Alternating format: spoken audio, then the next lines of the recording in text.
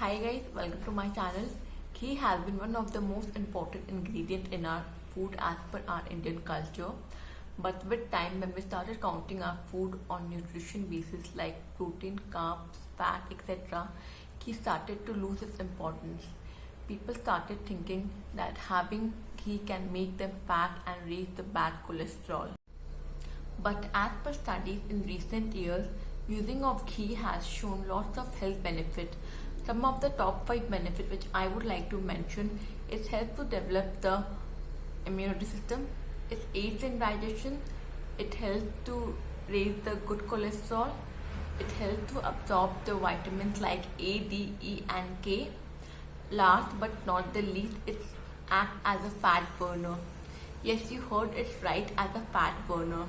Till all my life, I have believed that using of ghee will make me fat. It is due to the presence of SCFA, that is short-chain fatty acid, which helps to reduce the size of the fat cells and make people lose fat. We can enjoy those benefits if only we are having desi cow ghee. If we are having the foreign breed cow ghee, we will not able to reap those benefits. So the question arises, how we will identify the desi cow ghee and foreign breed cow ghee. The difference is in their prices. The foreign breed cow ghee will cost you around 500 to 1000 and desi cow ghee will cost you above 2000 for 1 liter. I found the price of the desi cow ghee is quite expensive, so I thought why not prepare it at home. So there were a lot of ways to prepare the ghee. I tried it using hand blender, then I started using mixer. Sometime I was able to make, sometime it was a fail for me. Then I just got a new equipment at my home and it really made me easy extraction of the ghee. So before showing you the preparation of ghee, I would like to make sure that please use desi cow milk and not any other cow milk.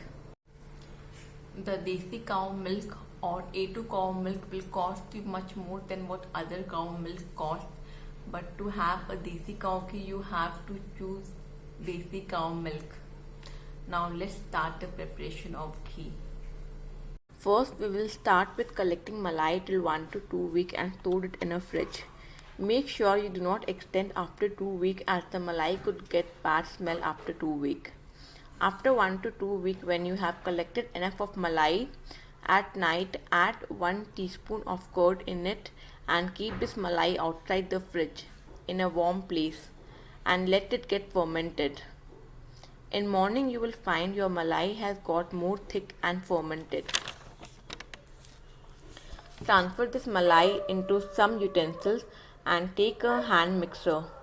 Hand mixer has really made the extraction of ghee very easy compared to mixie and wooden hand blender.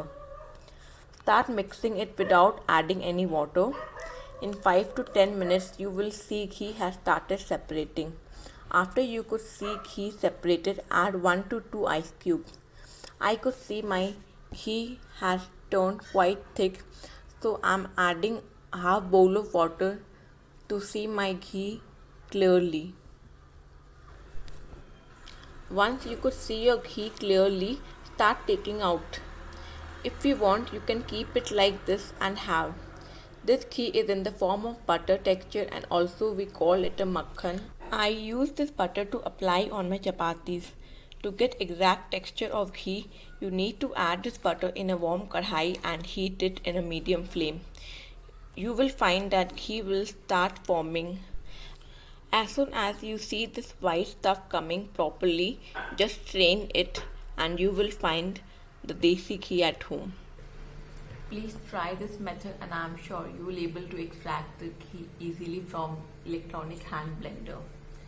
In case you like my video, give a thumbs up and for more video please subscribe to my channel.